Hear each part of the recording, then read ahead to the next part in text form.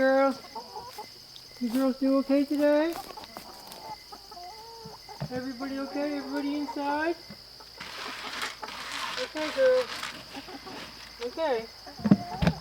Good job. I'm going to close your porch now. Close the girls' porch. Yeah. There you go, girls. Okay. Make sure you girls go to bed now. The chickens peck at that door that I just closed. I think it's because they like that door being open, and maybe they think that they're opening it by doing that.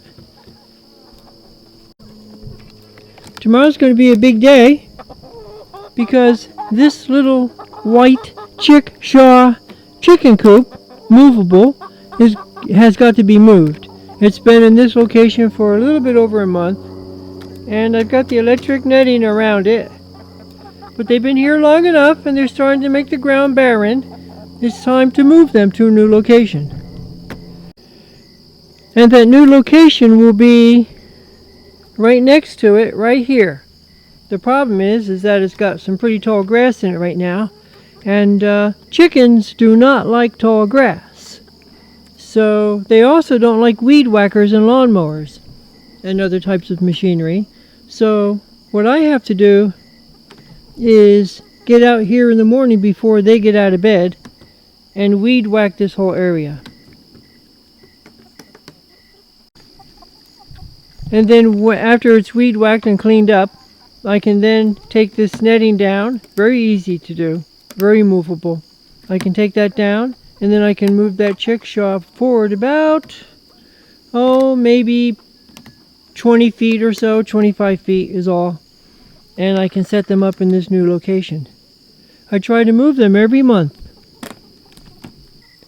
And then after they've been there in this new location for a month, I then need to move them again.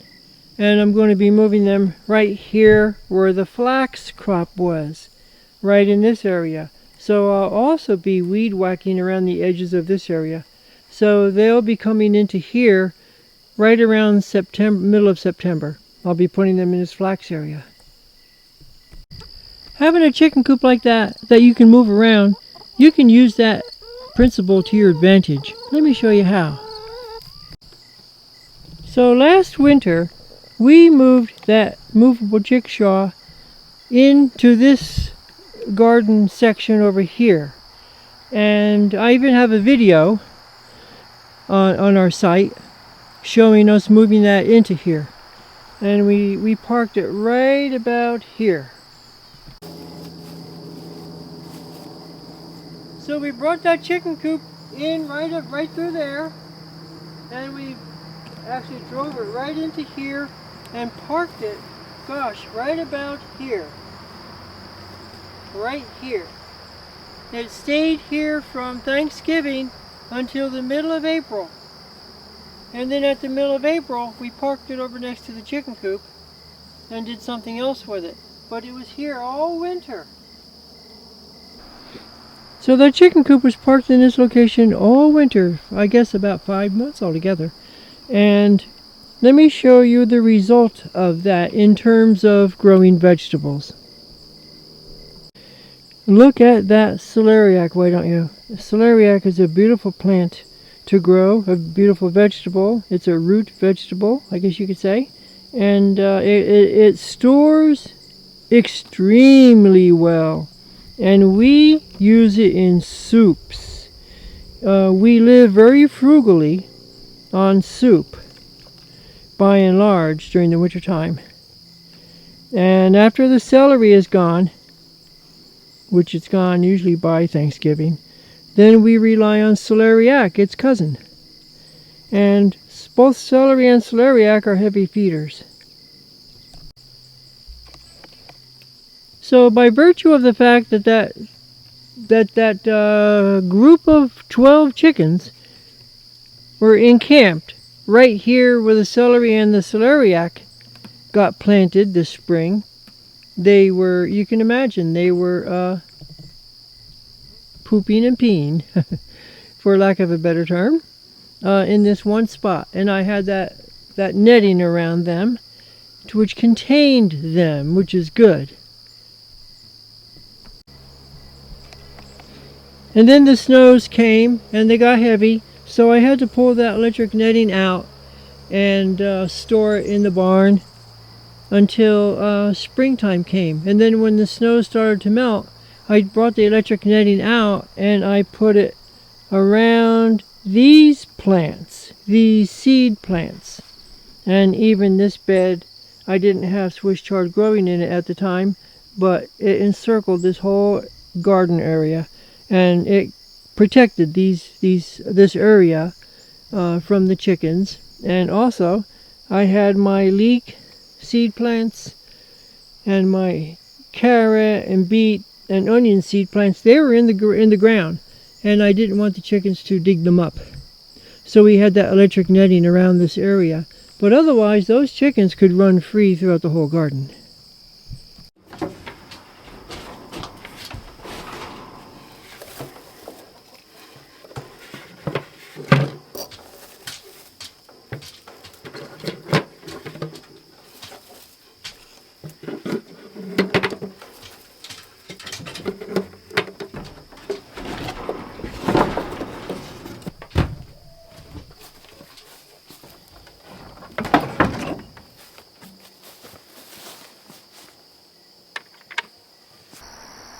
So if I were really smart with that chicken coop, that movable chicken coop on wheels, I would have those chickens parked right here instead of being over there in the pasture. And instead of having this area covered with a silage tarp, I could have the chickens set up here. And I'm not really sure why I don't do that. I guess I'm just not, used to the idea. But it would be a great thing to do. It would take a lot of energy on my part, which, as I get older, I'm beginning to lack in. But, yeah, that would be a good thing to do. So that's what tomorrow's job is going to be, weed whacking. And like I said, I have to get up right around 6:15 in that vicinity there, simply because I don't want to hold up the chickens. I want to be able to get them out of their coop and get them their breakfast as soon as possible. But I've got some time. If I can get out there at that time, that early time, it'll be way before they usually get up, which is around 7 is when I do chores. So that gives me about a half an hour or so to weed whack that area.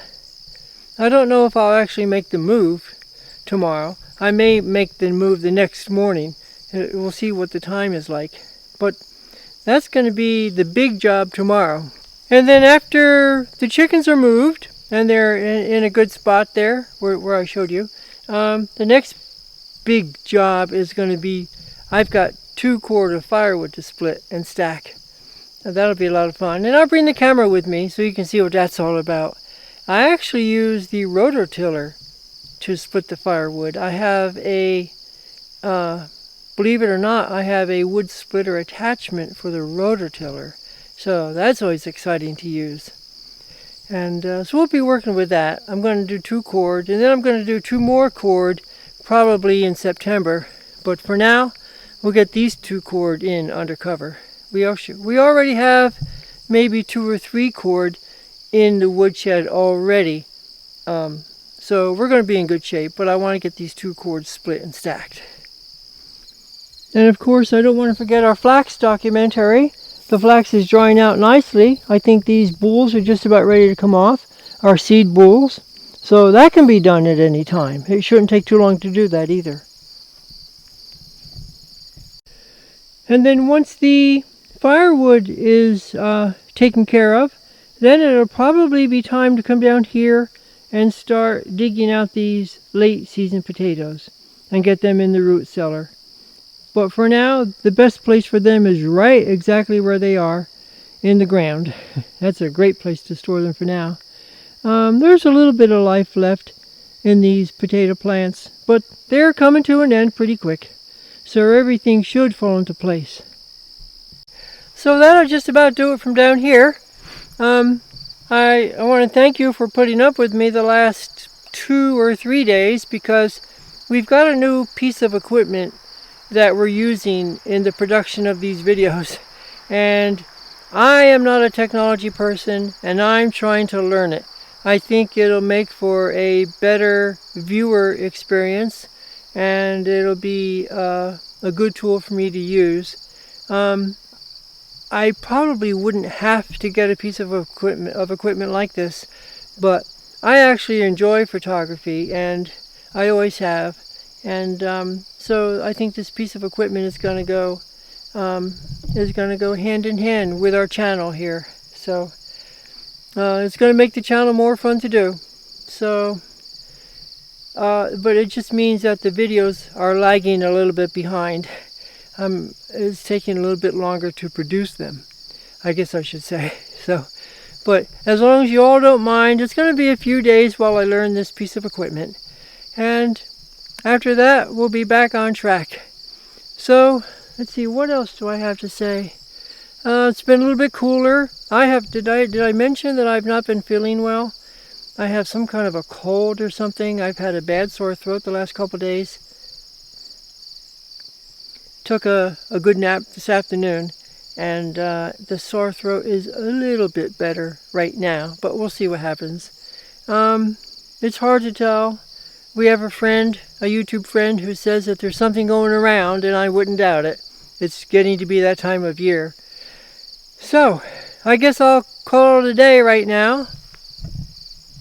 And I'll call it a day and get this one put to bed and maybe try to start uploading it. So, well, thanks for watching as always, and I'd like to welcome all the new subscribers and thank all of you all y'all, for subscribing and for watching. Even if you don't subscribe, thank you for watching and commenting. I love the comments. I try really hard to react to all the comments, and sometimes I feel as though I'll make a comment in reply and my comment I can't find later on. So I don't know what's going on there.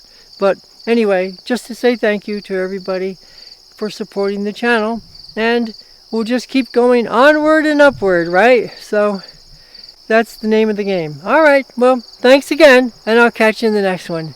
Bye.